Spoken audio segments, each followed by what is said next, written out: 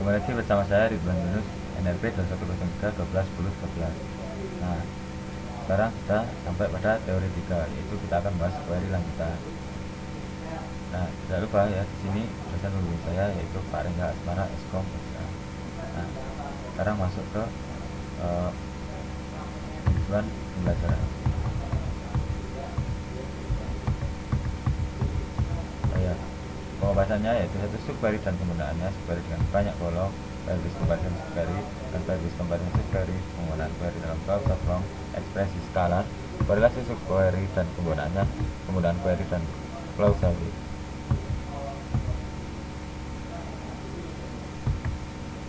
Nah, setelah melihat dari bab dalam bab ini, mahasiswa diharapkan dapat menulis subquery dengan banyak kolom, dapat menggambarkan dan menjelaskan karakteristik dari subquery pada saat didapatkan nilai 0, dapat menulis subquery dalam browser from, dapat menggunakan skala subquery dan SQL, dapat menggambarkan tipe dari persoalan yang dapat dipecahkan dengan menggunakan subquery yang berkorelasi, dapat menulis subquery yang berkorelasi, laku update dan delete, dan menggunakan subquery yang berkorelasi, dapat menggunakan operator exist dan not exist, dan menggunakan klausali. Nah, tabel yang digunakan pada pembahasan yaitu ada tabel departemen sama tabel employee.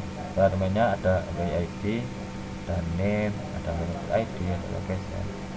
Primary key-nya itu yang departemen ID, sedangkan yang employee ada employee ID, ada first name, last name, departemen ID.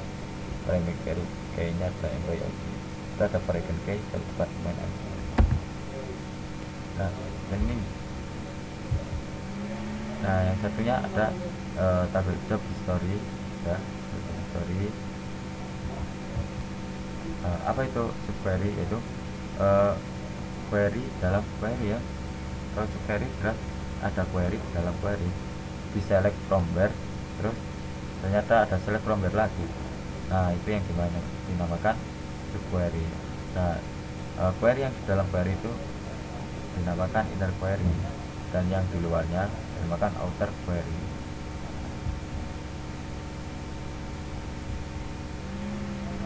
Ya, ada select list from table. Nah, ini contohnya.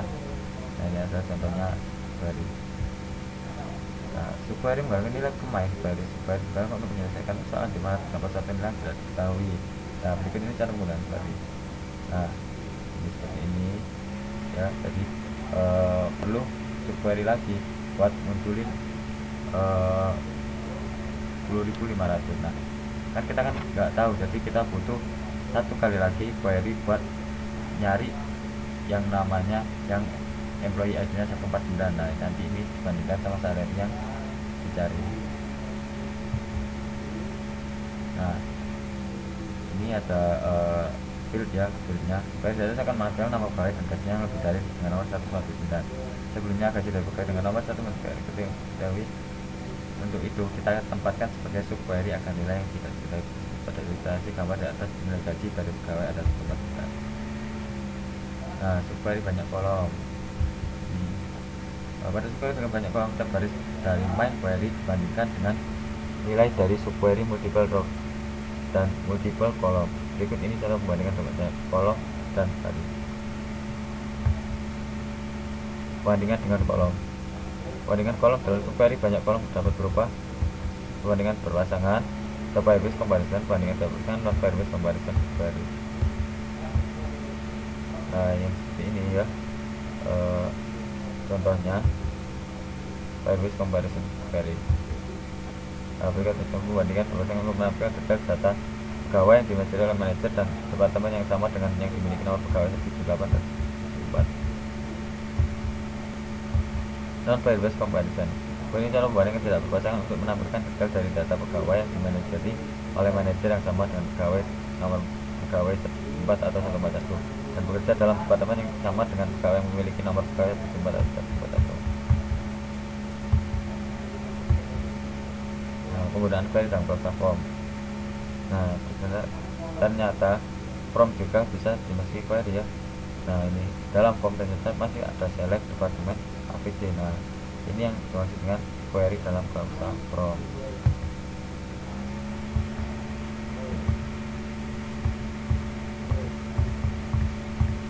Skala subquery ada subquery yang mengembalikan hanya satu nilai kolom dari satu baris. Skala subquery pada standar SQL kebetulan hanya terbatas pada select statement Browse from dan biar saja. Daftar value dari statement insert pada standar SQL penyesuaian skala subqueries dapat digunakan dalam kondisi dan ekspresi sebagai bagian dari perintah decode dan case. Semua klausa dari select statement kecuali group by. Nah, di sini ya ada subquery ada klausa ya. Nah, juga dari case korelasi subquery untuk pemrosesan baris per baris. Tiap subquery dijalankan sekali untuk tiap baris dari outer query-nya. Select kolom 1, kolom 2 from tabel outer where kolom 1 operator. Nah, tabel outer, nah pada kamu di atas merefer ke kolom dari tabel yang ada pada daerah ini oleh subquery.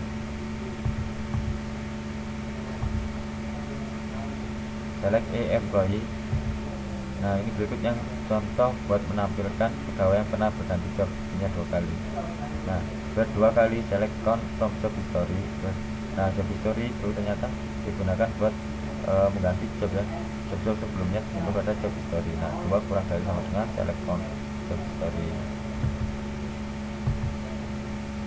Nah, baris itu kan dapat digunakan untuk mengupdate baris pada satu tabel berdasarkan baris tabel yang lain.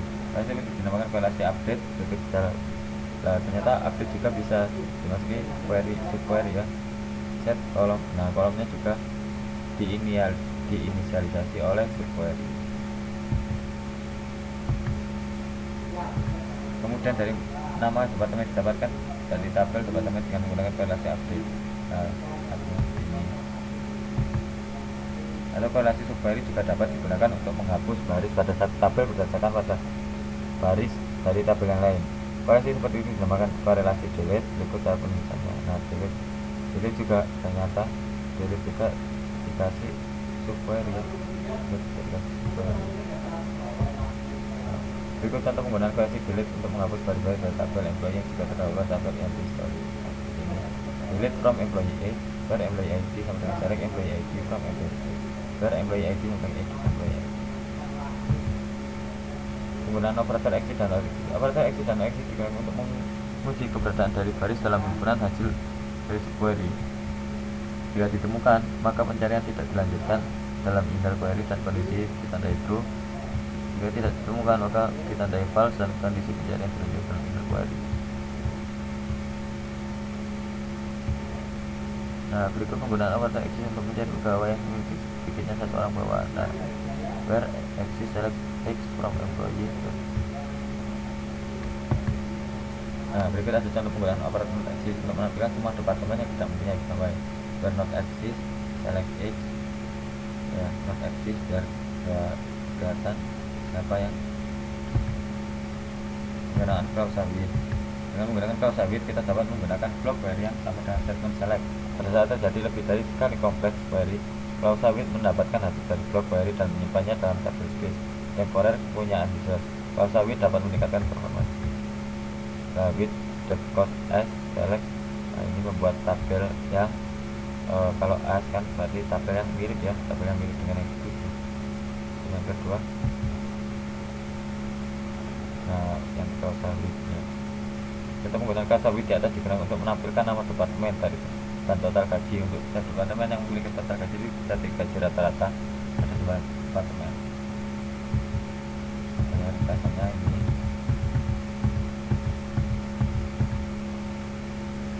sesi latihan soal. Nah, ini ya dan soalnya buat query untuk menampilkan nama departemen dan gaji dari pegawai yang memiliki nomor departemen gaji sama dengan nomor departemen gaji. Nah, berarti kan apa? Nah, nomor departemen gaji ya, berarti select nama departemen gaji salary, terus yang departemen gaji yang sama dengan nomor departemen dan gaji yang dari pegawai. Nah, berarti where nya ya itu pakai subquery ya, pakai subquery select departemen ID salary. Nah, ini disamakan sama yang departemen miliknya departemen dan pegawai yang memiliki komisi. Nah, disamakan, hasilnya nanti akan ditampilkan pakai select last name departemen ID salary. Yang kedua, Buat query untuk menampilkan nama pegawai, nama departemen, dan gaji dari pegawai yang memiliki gaji dan komisi yang sama dengan gaji komisi dari pegawai yang memiliki location ID 1700. Nah, berarti kita menampilkan nama departemen, gaji, sama udah ya, dari from employee. Terus kita menyamakan yang ada ya, ID yang memiliki gaji yang sama yang dengan departemennya. Jadi departemen ID milik D departemen ID artinya departemen ID miliknya tabel departemen, dan E departemen ID itu field departemen ID miliknya employee disamakan. Nah, hasilnya nanti akan itu yang menjadi syarat acuan untuk keluarnya nilai selectnya ya, selectnya untuk buat yang nomor 2. Terus yang nomor 3, buat query untuk menampilkan nama pegawai, tanggal mulai masuk kerja, dari gaji untuk semua yang punya, itu seperti ini ya, select per date salary where. Nah ini ya, tadi tasnya sama dengan kocar, carikan kocar di sini.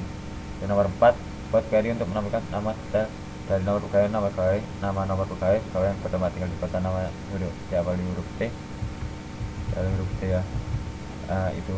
Nah kalau di awali gitu pakai huruf T, mengandung huruf T, pakai T persen ya, pakai kausa like dulu, like T persen. Nah itu bisa mencari yang diawali huruf T, atau yang persen T persen berarti tengah-tengahnya T, atau persen T berarti akhirannya T. Nomor 5, buat query untuk menampilkan data semua pegawai yang memiliki gaji lebih dari rata-rata gaji departemen. Nah, tampilkan nama gaji, nama departemen, rata-rata gaji departemen tempat kerja. Seperti ini, last name, salary, departemen. Nah, kalau rata-rata pakai AVG ya, pakai fungsi build-nya AVG.